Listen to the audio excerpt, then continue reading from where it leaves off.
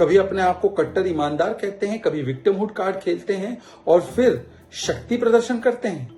ये शक्ति प्रदर्शन का नहीं, ये भ्रष्टाचार का भक्ति प्रदर्शन कर रहे हैं आप।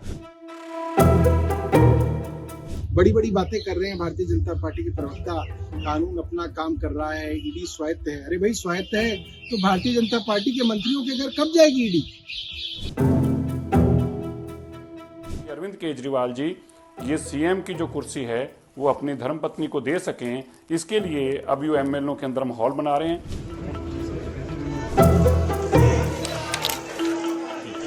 दिल्ली को लूटने वाले एक एक करके सब जेल जा रहे हैं। दुर्योधन के सारे भाई जा चुके हैं और अब केवल आखिरी दुर्योधन बचा है।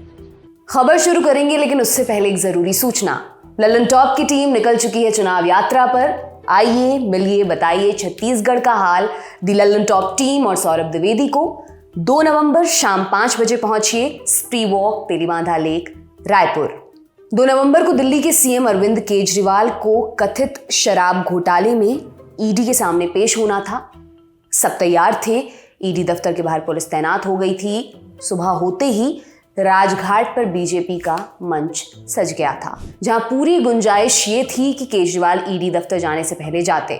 बीजेपी ने ट्विटर से लेकर सड़कों के किनारे पोस्टर लगवा दिए थे, लेकिन केजरीवाल एमपी में चुनाव प्रचार करने सिंगरौली निकल गए, लेकिन एक चिट्ठी लिखकर ईडी को पूछताछ के नोटिस का जवाब जरूर देकर गए।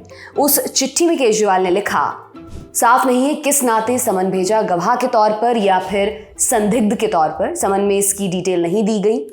मेरी छवि को खराब करने के लिए 30 अक्टूबर की शाम को भाजपा नेताओं को ईडी का समन लीक किया गया।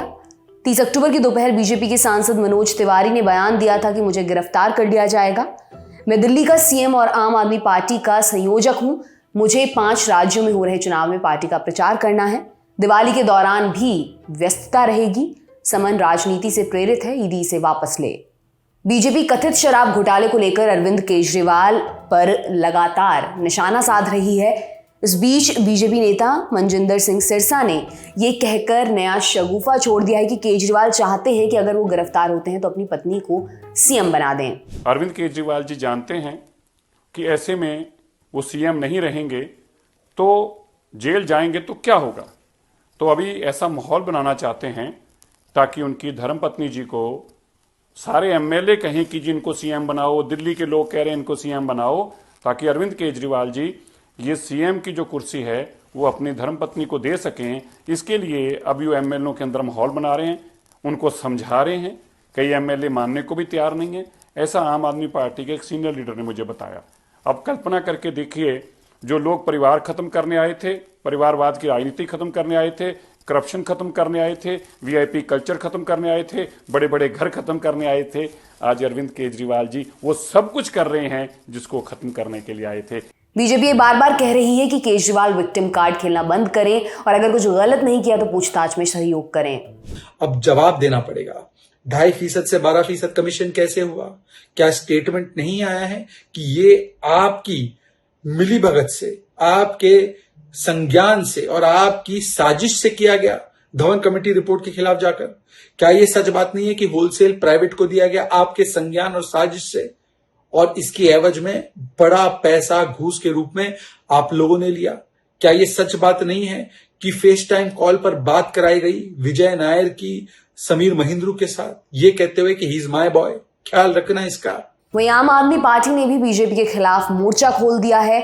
उसके नेता बार बार ये कह रहे हैं कि 2024 का चुनाव जीतने के लिए विपक्ष के नेताओं को गिरफ्तार करने की साजिश रच रही है। अरे भाई स्वायत्त है तो भारतीय जनता पार्टी के मंत्रियों के घर कब जाएगी ईडी? इतनी बड़ी बड़ी रिपोर्टें छप रही हैं, इंटरनेशनल मीडिया के अंदर छप रहा है, हजारों करोड़ के घोटाले हो रहे हैं, इनकी जांच ईडी कब करेगी?